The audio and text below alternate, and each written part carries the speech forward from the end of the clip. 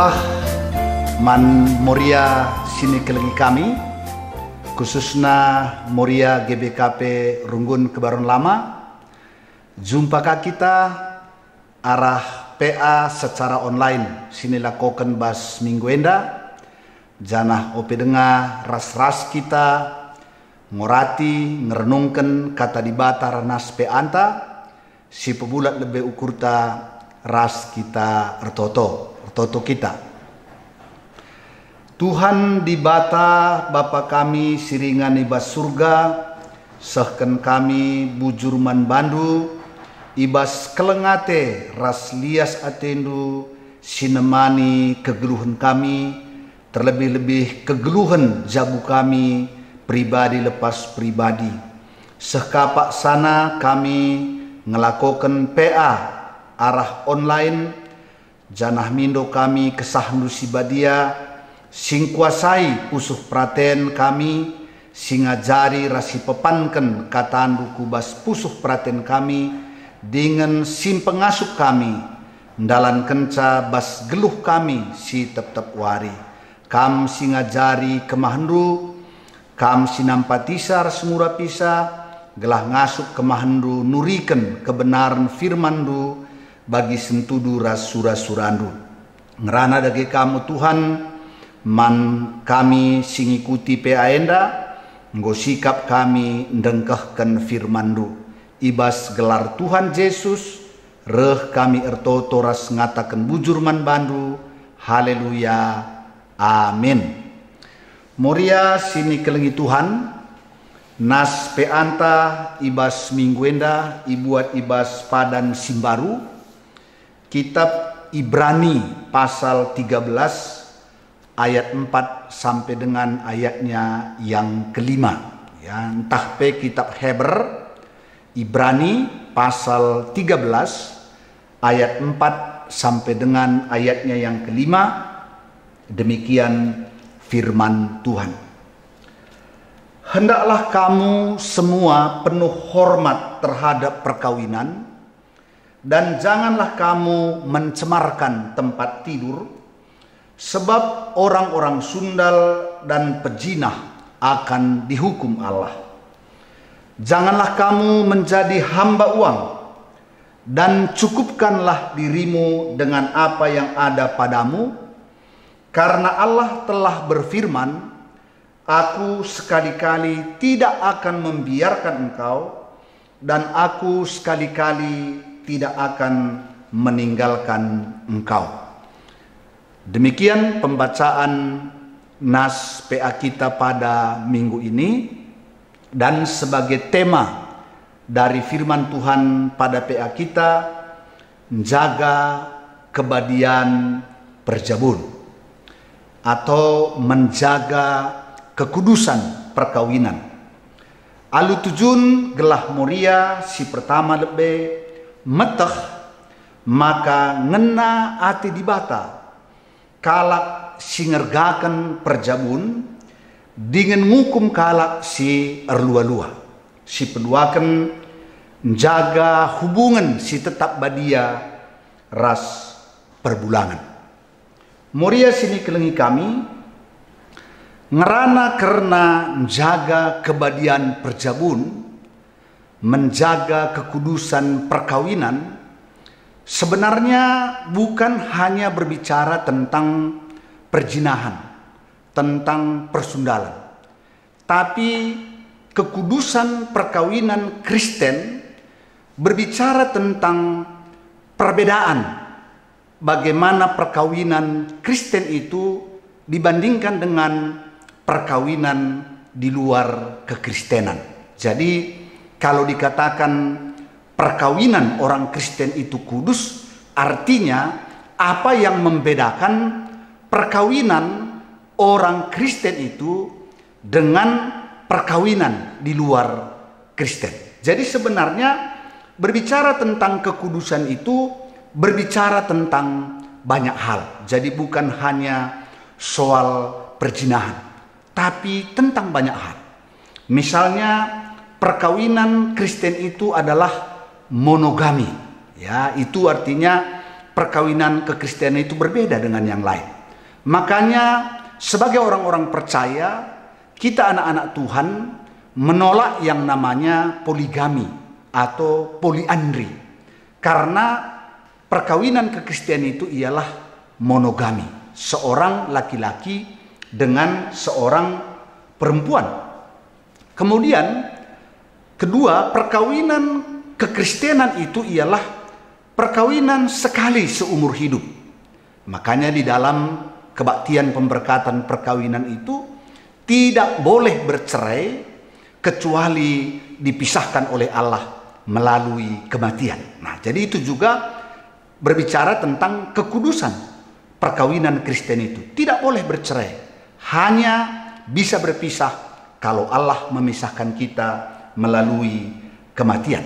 Kemudian selanjutnya juga perkawinan kekristenan itu, rumah tangga Kristen itu dikelola, dijalankan, dipelihara berdasarkan firman Tuhan. Itu juga berbicara tentang kekudusan perkawinan. Jadi anak-anak Tuhan, kita mengelola perkawinan kita, rumah tangga kita berdasarkan aturan-aturan yang telah dibuat di dalam Alkitab. Jadi rumah tangga kita jalankan, kita kelola berdasarkan kebenaran firman Tuhan. Jadi banyak yang berbicara tentang kekudusan perkawinan kekristenan itu. Kalau dalam perjanjian lama, kalau kita baca dalam Imamat pasal 18, demikian juga di dalam Imamat pasal 20, di sana dikatakan tentang kudusnya perkawinan umat Tuhan. Dan beberapa hal disinggung di sana memang berbicara tentang dosa perzinahan. Misalnya perkawinan umat Tuhan itu, janganlah engkau menyingkapkan aurat ibu atau istri daripada ayahmu, itu adalah najis. Ya. Jangan menyingkapkan aurat dari saudara ayahmu atau saudara ibumu. Nah, dan banyak lagi yang lain yang disebutkan di sana, di mana perkawinan umat Tuhan itu tidak boleh melanggar hal-hal yang demikian. Namun pada PA kita hari ini berbicara tentang kekudusan perkawinan itu, berbicara tentang kebadian Jabukala Kristen, secara khusus dikaitkan dengan dosa persundalan dan perzinahan. Jadi PA kita hari ini lebih fokus kepada membicarakan kekudusan dengan tidak melakukan persundalan atau perzinahan. Di mana tadi dikatakan di dalam nas PA kita ayat 4, hendaklah kamu semua penuh hormat terhadap perkawinan, hendaklah kamu semua. Jadi bukan hanya kepada beberapa orang, tapi semua. Artinya bahwa setiap orang yang terlibat di dalam rumah tangga itu, di dalam perkawinan itu, harus menghormati perkawinan itu. Nah, muria yang kami kasihi, mengapa kita dipanggil semua, tidak terkecuali, harus penuh hormat terhadap perkawinan? Karena perkawinan itu adalah lembaga yang diciptakan oleh Allah sendiri. Allah lah yang mempersatukan seorang laki-laki dan seorang perempuan dalam ikatan kudus perkawinan. Jadi kalau kita menghormati lembaga perkawinan itu, berarti kita menghormati Allah yang menciptakan lembaga perkawinan itu. Demikian juga sebaliknya, apabila kita tidak menaruh hormat terhadap perkawinan itu, berarti kita tidak menaruh hormat terhadap Allah yang membentuk perkawinan itu. Jadi semua harus menaruh hormat terhadap perkawinan. Kemudian bagaimana dikatakan setiap kita, setiap anggota keluarga itu menaruh hormat terhadap perkawinan? Mungkin secara singkat saya sampaikan bahwa semua anggota keluarga itu, baik suami atau istri atau anak-anak, ketika dia menaruh hormat terhadap perkawinan itu, berarti dia melakukan tanggung jawabnya, melakukan perannya untuk memelihara, untuk membuat keluarga itu berjalan dengan baik. Jadi tidak mungkin seorang suami mengatakan dia menaruh hormat terhadap perkawinan, tapi dia tidak melakukan apa yang menjadi peran dan tanggung jawabnya. Demikian juga istri. Kalau dia menaruh hormat terhadap perkawinan, dia akan melakukan peran dan tanggung jawabnya di tengah-tengah keluarga itu. Demikian juga sebagai anak. Nah, bagaimana pula sebagai mertua, sebagai orang tua terhadap perkawinan anak-anaknya? Ketika mertua atau orang tua menaruh hormat terhadap perkawinan, berarti dia sadar bahwa perkawinan anaknya itu adalah perkawinan yang mandiri, sehingga dia tidak berhak lagi mengatur keluarga anak-anaknya. Melainkan mereka hanya memberikan nasihat, memberikan masukan, tapi keputusan tetap kepada keluarga anak-anaknya yang sudah mandiri, yang sudah dipersatukan oleh Tuhan. Jadi mertua, orang tua yang menaruh hormat terhadap perkawinan tidak akan lagi memaksakan kehendaknya kepada perkawinan anak-anaknya. Jadi ini contoh-contoh bagaimana menghormati perkawinan adalah lembaga yang dibentuk oleh Allah. Dan janganlah kamu mencemarkan tempat tidur, sebab orang-orang sundal dan pejinah akan dihukum oleh Allah. Jadi di sini jelas berbicara tentang mencemarkan tempat tidur. Artinya kekudusan itu dikaitkan dengan jangan melakukan dosa persundalan dan perzinahan. Nah, pertanyaannya, mengapa kita harus menghindari, menjauhkan diri dari dosa persundalan dan perzinahan? Tadi jelas dikatakan bahwa Allah pasti menghukum orang-orang yang melakukan persundalan dan perzinahan. Dan hari ini, Moria yang kami kasihi, kita sudah menyaksikan bahwa keluarga-keluarga yang jatuh pada dosa persundalan dan perzinahan hari-hari ini mengalami hukuman itu di tengah-tengah kehidupan keluarganya. Apa hukuman itu? Yang pertama pasti tidak bahagia. Ya, ini yang pertama, tidak bahagia. Yang kedua bahwa terjadi perceraian. Perkawinan yang seharusnya berakhir ketika Allah memisahkan melalui kematian, tapi hari-hari ini karena dosa persundalan dan perzinahan banyak rumah tangga kandas di tengah jalan. Selanjutnya apalagi yang kita lihat hari-hari ini, karena dosa persundalan dan perzinahan itu banyak suami istri saling menyakiti, bahkan tidak sedikit sekarang terjadi kekerasan, bahkan sampai pembunuhan. Jadi jelas bahwa orang-orang yang melakukan persundalan dan perzinahan itu akan mengalami hukuman. Dan bukan hanya nanti, tapi hari-hari ini mereka yang tidak menghargai kekudusan perkawinan itu jatuh ke dalam berbagai-bagai hukuman Tuhan. Nah, tapi kami pikir bukan tentang hukuman itu yang paling perlu. Tapi yang paling penting ialah bagaimana menjaga supaya istri, suami tidak jatuh ke dalam dosa persundalan atau perzinahan. Jadi itu yang paling penting sebenarnya. Bukan berbicara tentang hukuman itu, tapi bagaimana menjaganya supaya perkawinan kita, rumah tangga kita tidak jatuh kepada dosa persundalan dan perzinahan. Kami pikir yang pertama ialah suami dan istri harus takut kepada Tuhan. Ini yang pertama. Karena apabila suami dan istri takut akan Tuhan, dia tidak akan berani melakukan dosa persundalan dan perzinahan. Jadi intinya takut kepada Tuhan. Sebab jelas bahwa suami dan istri tengah-tengah keluarga tidak selamanya ideal. Suami dan istri memiliki kekurangan. Apabila itu menjadi dasar kita mengelola, menjalankan kesetiaan kita, barangkali sulit untuk menjadi setia.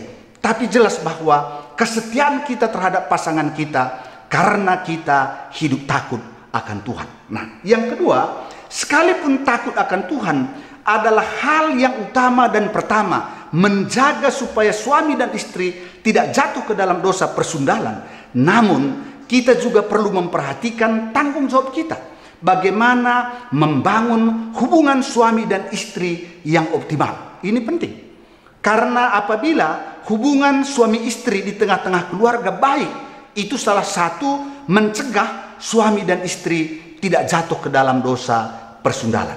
Muria yang kami kasihi, kalau kita baca dalam 1 Korintus pasal 7 ayat 2-5, kami membacakannya. Muria bisa membukanya Alkitab di rumah di mana kita saat ber-PA ini. Saya bacakan 1 Korintus pasal 7 ayat 2-5, demikian firman Tuhan.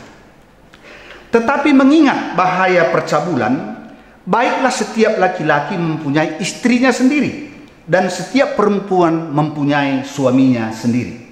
Hendaklah suami memenuhi kewajibannya terhadap istrinya, demikian pula istri terhadap suaminya. Istri tidak berkuasa atas tubuhnya sendiri, tetapi suaminya. Demikian pula suami tidak berkuasa atas tubuhnya sendiri, tetapi istrinya. Janganlah kamu saling menjauhi, supaya kamu mendapat kesempatan untuk berdoa. Sesudah itu, hendaklah kamu kembali hidup bersama-sama, supaya iblis jangan menggodai kamu, karena kamu tidak tahan bertalak. Jadi jelas di sini dikatakan bahwa istri tidak berkuasa atas tubuhnya sendiri. Suami tidak berkuasa atas tubuhnya sendiri, melainkan pasangannya. Karena itu tadi firman Tuhan mengatakan, penuhilah kewajibanmu terhadap pasanganmu. Dan ini jelas menyangkut hubungan suami istri, menyangkut hubungan biologis. Oleh karenanya, mengenai hubungan suami istri, itu perlu dikomunikasikan dengan baik antara suami dan istri, supaya dalam melakukan hubungan suami dan istri itu, benar-benar suami dan istri itu merasakan kebahagiaan. Jadi jangan tabu untuk mengkomunikasikannya. Karena apabila hubungan suami dan istri baik di tengah-tengah keluarga, hubungan di tempat tidur itu baik di tengah-tengah suami dan istri, saya percaya itu salah satu menjaga istri dan suami tidak jatuh ke dalam dosa persundalan atau perzinahan. Nah, mungkin saya sampaikan di sini sedikit rahasia, tapi saya katakan rahasia, tapi saya ungkapkan. Ini kan perlu saya ungkapkan. Mungkin rahasia malu, tapi ini perlu saya ungkapkan. Nah, dalam hubungan suami istri di tempat tidur, suami itu senang apabila dilayani oleh istri. Mungkin Moria kurang setuju dengan apa yang saya katakan ini, tapi faktanya demikian, bahwa secara alamiah, secara naluriah, suami itu senang dilayani di tempat tidur oleh istri. Wah, mungkin ini kalau kita orang Karo agak mereha, mungkin cakapkan capek sungkan kita, tapi karena ini firman Tuhan, saya harus berani menyampaikannya. Itulah naluriah laki-laki, itulah alamiah laki-laki, bahwa di tempat tidur itu laki-laki senang dilayani oleh istrinya. Nah, kalau itu istri-istri melakukannya dengan kasih, melakukannya dengan penuh cinta, saya percaya itu salah satu menjaga suami-suami tidak jatuh ke dalam dosa persundalan atau perzinahan. Nah, mengapa saya berani mengatakan demikian? Bukankah hal itu yang ditawarkan oleh perempuan-perempuan yang menjajakan diri di luar? Itu yang membuat banyak laki-laki jatuh ke dalam dosa persundalan dan perzinahan. Mengapa? Karena di luar laki-laki itu dilayani oleh perempuan-perempuan yang menjajakan dirinya itu seperti raja. Nah, oleh karenanya saya harap ini bukan diskriminasi, bukan untuk menekan perempuan, tapi kami percaya apabila istri-istri bersedia melayani suami dengan baik di tempat tidur, salah satu menjaga suami itu tidak jatuh ke dalam dosa persundalan dan perzinahan. Kemudian tidak kalah penting juga bahwa istri dan suami harus menjaga sikap batiniah yang baik. Ya, makanya di dalam 1 Petrus pasal 3 jelas di sana dikatakan bahwa kecantikan batiniah itu sangat penting dibandingkan dengan kecantikan lahiriah. Mengapa? Karena hubungan suami dan istri itu ada kaitan dengan pikiran. Kalau suami membenci istri, kalau istri membenci suami, saya percaya susah untuk melakukan hubungan suami dan istri. Tapi kalau suami melihat betapa baiknya istrinya itu, betapa lemah lembutnya istrinya itu, demikian juga istri melihat betapa baiknya suaminya itu, betapa mengasihi suaminya itu, maka hubungan suami istri akan dapat dilakukan dengan baik dan akan merasakan kesenangan dalam hubungan suami dan istri. Jadi itu tip. Firman Tuhan mengatakan kepada kita, salah satu menjaga supaya rumah tangga kita tidak jatuh ke dalam dosa persundalan dan perzinahan ialah ketika kita bisa membangun, menciptakan hubungan suami istri di tempat tidur dengan baik. Nah, selanjutnya firman Tuhan berbicara tentang uang. Di mana tadi dikatakan, janganlah kamu menjadi hamba uang. Cukupkanlah dirimu dengan apa yang ada padamu, karena Allah telah berfirman, sekali-kali Allah tidak akan membiarkan engkau. Sekali-kali Allah tidak akan meninggalkan engkau. Jelas bahwa uang walaupun bukan utama, tapi sangat penting dalam membangun hubungan keluarga yang berbahagia. Karena itu suami-suami harus menjadi pekerja keras. Nah, apabila suami sudah bekerja keras, tapi kebutuhan keluarga belum terpenuhi, di sanalah istri sebagai penolong ikut membantu bekerja untuk mencukupkan segala kebutuhan keluarga. Nah, tapi mungkin perlu juga saya sampaikan kalau sekiranya ada mamre yang mendengar, bahwa apabila istri kita bekerja, maka mamre, suami-suami harus menghargai istri-istri yang bekerja 2 kali lipat. Karena jelas bahwa keadaan keuangan juga menentukan apakah rumah tangga kita berbahagia. Kalau rumah tangga kita selalu dililit kemiskinan, selalu dililit utang, saya percaya gairah untuk melakukan hubungan suami istri juga akan pudar, akan lenyap. Karena itu penting juga menyangkut tentang keuangan di tengah-tengah keluarga. Tapi kami percaya apabila kita bekerja sungguh-sungguh, apabila suami bekerja dengan keras seperti firman Tuhan tadi, maka Allah berfirman, aku tidak sekali-sekali meninggalkan engkau. Artinya bahwa Allah pasti mencukupkan kebutuhan keuangan di tengah-tengah rumah tangga kita. Nah, oleh karenanya Moria yang kami kasihi, tadi jelas dikatakan mengenai keuangan ini, cukupkanlah dirimu dengan apa yang ada padamu. Artinya bahwa marilah hidup berdasarkan apa yang diberikan oleh Tuhan sebagai rezeki dalam rumah tangga kita. Kalau kami mungkin lebih ekstrim lagi, belanjakanlah selalu lebih sedikit daripada pemasukan. Bagaimana mengelolanya? Itu harusnya Moria menjadi Moria yang bijaksana. Bagaimana membelanjakan selalu lebih sedikit daripada pemasukan, supaya apabila datang masa-masa sukar seperti masa Covid sekarang ini, nah, rumah tangga kita masih aman. Bukankah itu yang diajarkan oleh Yusuf ketika di tanah Mesir, bahwa ketika masa kelimpahan Yusuf menimbun kekayaan itu, menimbun bahan pangan itu, sehingga ketika datang masa kelaparan 7 tahun, bangsa Mesir bahkan keturunan Yakub dipelihara oleh apa yang dilakukan oleh Yusuf di tanah Mesir. Ini kami pikir menjadi teladan yang perlu kita teladani di tengah-tengah kehidupan kita, juga di tengah-tengah keluarga. Nah, oleh karenanya sebagai penutup di dalam PA ini, sekali lagi seperti PA tadi, di mana dikatakan jaga kekudusan rumah tangga kita, ya, jaga kebadian jabu kita. Mengapa kita harus menjaganya? Karena Tuhan akan menghukum orang-orang yang berbuat sundal dan perzinahan. Dan kami sampaikan kepada kita, kalau kita menjaga kekudusan rumah tangga kita, khususnya tidak jatuh ke dalam dosa perzinahan dan persundalan, kami percaya rumah tangga kita akan menjadi rumah tangga yang berbahagia, rumah tangga yang harmonis, rumah tangga yang mencintai antara suami dan istri. Dan yang terakhir kami sampaikan, marilah bekerja dengan giat, bekerja dengan baik, supaya segala kebutuhan keluarga kita dicukupi, dan anak-anak kita juga boleh menikmati sukacita, kebahagiaan di tengah-tengah rumah tangga kita. Demikian firman Tuhan yang boleh kami sampaikan. Kiranya Tuhan memberkati kita dan kita dimampukan untuk menjaga kekudusan rumah tangga kita seumur hidup kita. Amin. Mari kita tutup PA kita bersatu di dalam doa. Kita berdoa. Tuhan Allah Bapa kami yang berada dalam sorga, terima kasih Tuhan kalau hari ini melalui firman-Mu kami diingatkan untuk menjaga kekudusan perkawinan kami dengan tidak jatuh kepada dosa persundalan dan perzinahan. Karena hari-hari ini betapa banyak keluarga-keluarga yang hancur, termasuk keluarga-keluarga Kristen, karena jatuh ke dalam dosa persundalan dan perzinahan.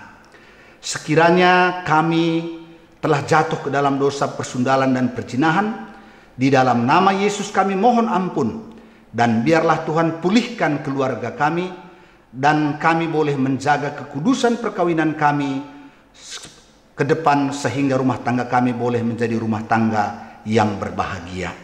Bapa dalam surga, berkati juga segala usaha dan pekerjaan kami, sehingga kebutuhan yang kami perlukan dalam mengelola rumah tangga kami senantiasa dicukupkan oleh Tuhan melalui berkat-berkat-Mu dalam hidup kami. Terima kasih Tuhan, biarlah suami dan istri boleh menjaga komunikasi yang baik, sehingga komunikasi yang baik akan membuat suami dan istri juga terus berlimpah-limpah sukacita kebahagiaan di tengah-tengah rumah tangga kami. Berkati anak-anak kami, sehingga anak-anak kami juga boleh merasakan sukacita damai sejahtera di tengah-tengah rumah tangga kami. Terima kasih Tuhan, dan saat ini kami mau berdoa buat saudara-saudara kami, orang tua kami yang saat ini dalam keadaan kurang sehat atau berobat jalan atau berobat di rumah. Kami angkatkan doa kami kepada Tuhan buat orang tua kami, Bapak Ita Sembiring, Bapak Febri Ginting, Nande Ingrid Surbakti, Dedi Suranta Surbakti, Diaken Nande Ripka Bangun, Nande Linda Sembiring, Pertua Emeritus Bapak Barista Brahmana, Dini Buru Brahmana, Pertua Emeritus Bapak Bina Sembiring, Nande Sika Sembiring, Diaken Emeritus Nande Melda Pandia, Bapak Suranta Pandia, anak kami Ripka Buru Pandia, Bapak Ika Guru Singa, Bapak Leta Purba, Pertua Emeritus Bapak Lora Stepu, Nora Emeritus Nande Lora, Nande Bas Sembiring, Nande Tawan Brahmana, Rahna Darmawati Buru Sinulinga, Bapak Lina Tarigan, Bapak Erika Nande Erika Sinulinga, Biring Grace, anak kami Aldo Sinulinga, Nande Lusin Surbakti, Bapak Morel Sebayang, Bapak Paria Nande Paria Sembiring, Naras Bapak Surya Barus, Nande Neti Pranginangin, Nora Emeritus Nande Jengok Sebayang, Nande Ninta Bangun, Nande Ninta Sembiring. Dalam nama Yesus, Tuhan memberkati, Tuhan memberikan kekuatan kesehatan yang prima, baik kepada orang tua kami dan juga saudara-saudara kami. Bapa dalam surga, berkati juga Muria, berikan hikmat bijaksana dalam mengelola keuangan keluarga, sehingga oleh kebijaksanaan Muria dalam mengelola keuangan keluarga, setiap keluarga kami boleh bersuka cita dan berbahagia. Berkati bangsa dan negara kami, berkati pemerintah kami, khususnya dalam masa-masa COVID-19 ini, sehingga kami boleh tetap sehat-sehat dan tidak kurang suatu apapun. Terima kasih Tuhan, kami serahkan hidup kami, keluarga kami, anak-anak kami ke dalam tangan-Mu. Ampuni kami atas salah dan dosa kami, karena kami datang berdoa ke hadirat-Mu. Di dalam nama Yesus Kristus, Tuhan dan Juru Selamat kami yang hidup, kami sudah berdoa dan mengucap syukur. Haleluya. Amin. Bujur, mejuah-juah, Tuhan masu-masu, jabunta skala-skala. Salam.